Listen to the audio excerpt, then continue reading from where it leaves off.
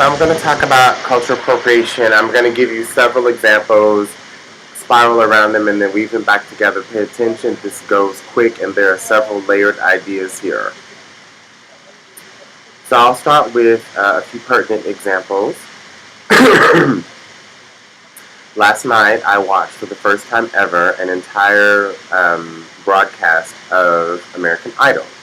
This was the Motown special where they had each of the stars, the budding stars, do a Motown song. What I loved about it was there was a black queen that was fierce. What I hated about it was cultural appropriation. And I'll tell you about what occurred to me during that show and why that's different, because I'll get to the Motown part of cultural appropriation. But looking at the 2011 version appropriation of Motown, they did a very poor job because none of them understood the tension beneath it, the surging. They all wanted to just jump in like this and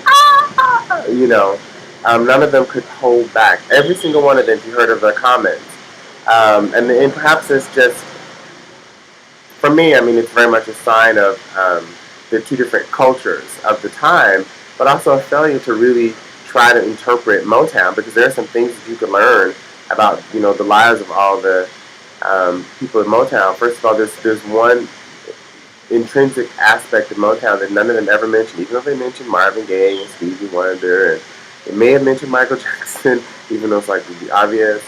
No one said the term singer-songwriter, which said to me that they totally, they had the Funk Brothers, they had all the things that could be appropriated.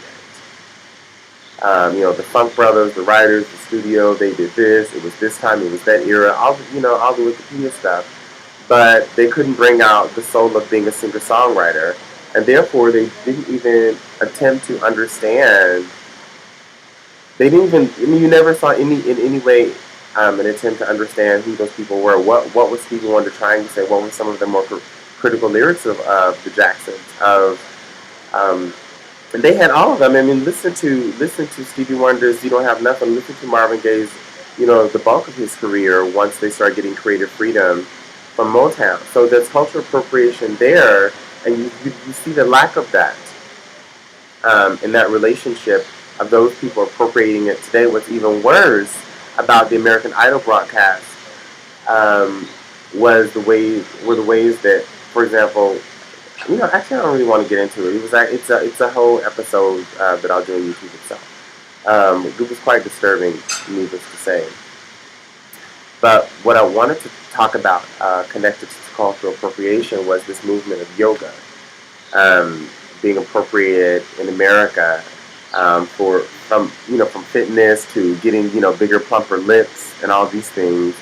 And so there's a new campaign, Take Yoga Back, to help people understand the Hindu roots of yoga, and that people need to understand it. They may not want to understand it, as some practitioners in America are saying that, the students are really turned off when you start talking about contentment, and they see it as religious.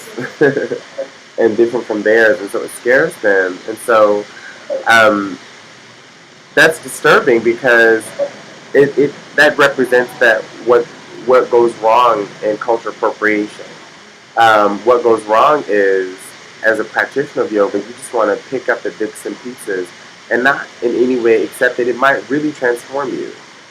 You think that you are because you're doing something that's different, but until you learn to listen, you will never hear what these people were talking about in this instance of, well, you need to understand yoga in the context of, as she said, people otherwise think of Hinduism as cows, caste, and karma. And so if you don't understand yoga in that context, you don't understand yoga.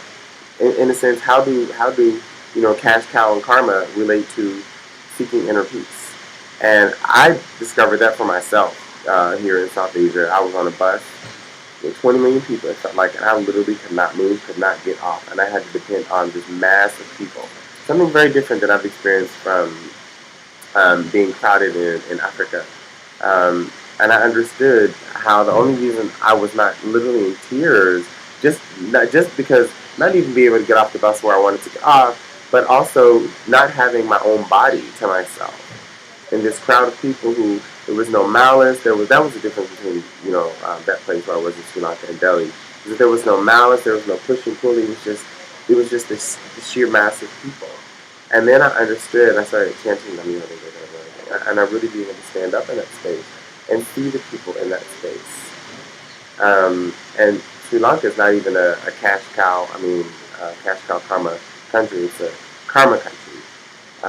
More precisely, and we can unpack the karma of the 35-year Civil War later. But it's all to say that, again, is that element of empathy, like I gave with the American Idols and Motown, is that unless you understand, unless you can empathize with who Motown was, there's singer-songwriters, including Berry Gordy, who himself, grew up listening to, hearing, understanding, and that's the big difference. Is that when you start to consume the other, and I'm going to get back to the Motown thing to round this off, and I'll give you the third example of cultural appropriation I was just listening to on the same show NPR, and how as a news channel, this show Tell Me More presents itself. You start to see how knowledge of cultural appropriation becomes either vivid or masked in certain spaces. And so in this space, it's very open. They actually talk about it in one instance. In the next, they have an example. They have this group, Les Nubiens, who sings in French. They're known quite well in the Francophone world. And they are European women they were born in Chad. They're African women of European contemporary lives, and they're doing all kinds of music, which could be considered R&B, soul, hip hop, all that. And they work with R&B, soul, hip hop artists here in America, so there is that continuity. And so this news piece about them that followed the yoga piece about cultural appropriation, well, then they talked about how they didn't talk about it as overtly, but they asked, how is it this. She said, who are you and how do you bring yourself into this music, and look at your background, and then you're crossing these boundaries, and then they talked about it.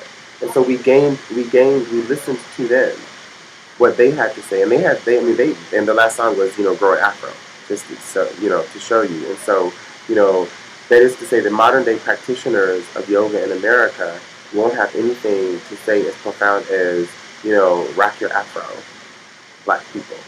It's an analogy. You got that right. Because obviously people have afros. But the analogous of, rock your dark skin. You don't have white people in America who are even aware of the post-colonial relationship and how that ties into skin bleaching and self-hate in much of the world. And yet they will pick and choose yoga and sushi and, all that. And so that's why cultural appropriation becomes problematic. And you saw that in this news piece and all these examples, and you don't see that in other news pieces because, A, they don't even ask those kinds of questions about appropriation. So when I listen to NPR and I listen to the shows like, Talk of the Nation versus Tell Me More, and how, hold back, there's Faraja Day, who came back, who's a wonderful hostess of this show. She's filling in and Tell Me More. Her show News and Notes got dropped. It's awesome. Bring her back. She, of course the show format is longer, but just to see the kinds of questions that people try, the journalist tries to relate to that person, person to person. So she even introduced, them with, she, bienvenue aux États-Unis, and she said in French. And then she talked about language and how she stumbled. I understand a little, we understand a little bit, but most of us don't. And to really have a dialogue, and that's what I find that is lacking in the mainstream media that you find in these Black voices. You look at Smiley and West, they always have Take Them to the Task, where they have their listeners who, in loving critique, say, I think you're wrong. And so you don't get these heated debates. You get heated debates, but you don't get this I hate you kind of debates. You're wrong. Because it's like Lynn Nubian said, we're family. So we're together, and we get into each other's nerves. We have to walk this stuff through, and it's what exactly people love about these folks, by the way. And so I wanted to close with this Motown thing in American Idol when I talk about culture appropriation. Sorry for the noise. This is South Delhi. This is how it is. With this culture appropriation in Motown, was that something I thought was very grotesque is that when you see black people in America across this race line, right? When you see black people doing white music, why I would ask you then, why is it very different from white people doing black music? Why is it very different? Why is a Motown and what Barry Gordy was trying to do to cross over? Why is that very different from Elvis, who disparaged Negroes in public and yet literally ripped off songs, moves from Jackie Wilson, from Hound Dog? I mean, on and on and on and on and on. And people continue to do this, from all the people who exploited until you have people like Ray Charles. All the white people who could even bring black artists at that period to mainstream audiences, all the levels of exploitation, because people didn't know about the business. They were just, literally muddy waters. These are cotton pickers who go to church on Sunday, go to the juke joint on Saturday night. And so it's just really disturbing to see that there's this constant want to engage each other across this racial line, yet culturally there is no empathy, there is no dialogue. I often see that that's what's lacking from the white side, because I do see that black artists are continually saying, let's reconcile. They're not saying, I hate you for doing all this to me. They're saying, we've done all this, let's reconcile. There's a dominant theme of black music in America, from the cotton fields to the ghetto. Including Fuck the Police, including Eazy-E's Fuck the Police. People saw that as a rage, and that's what people felt to get, is why is there, when you hear, the big chill in America, and they're appropriating all of this Motown music, even then you don't see people empathizing with, just like I gave in the analogy of yoga and how people reconcile, and how I discovered that on the bus. I would also say equally, that's why we, as oppressed as we are, emote. And that's exactly what Linda said, and that's what often doesn't cross over when you get an Elvis who, eats up black music and spits it out. Is that you don't get this element of feeling, of how feeling dancing is. You just get the finesse aspect, but you don't get the aspect of, we are singing our hearts out, dance. And that's what disco was. Please dance, because this is hard.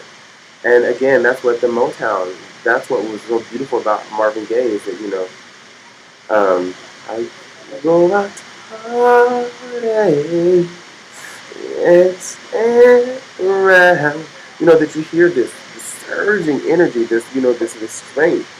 Words you kept hearing in the American Idol, it shows some restraint. And to understand their lives and why they were so restrained, why black people just couldn't say whatever they wanted to say in North America, because that shit could get you killed. That shit could get you whipped before emancipation, whipped and maimed. Not so much that you couldn't work, but after slavery, when our commodity and black bodies went down, we could be killed. And so knowing how to restrain yourself, knowing how not to scare the white people, is still the dominant theme. And that's a whole nother question that I have, that I'll talk about in the next video, is what responsibility we as black people have to take for misrepresenting ourselves, of always trying to cross over, and not, as often you hear white people say, not trying to ape white people. But even like Michael Jackson, and as perverse as his persona came, but his lyrics stand for them. His lyrics stand. Heal the world. It doesn't matter if you're black or white. The same buzz inside of me is inside of you, so can you feel it? And that was back then. So all of these things still stand about reconciliation, about reconciling our own situations, our own troubles in our lives. So much trouble in the world. I mean, look at the irony. And soon I will be done with the troubles of the world. We're not going around, committing mass suicide. Talking about soon we'll be done with the troubles of the world. Soon I'm gonna be in the north. You didn't catch that though, because that was too quick. And that's why it's quick, because you didn't need to catch it. But now that we're having this dialogue,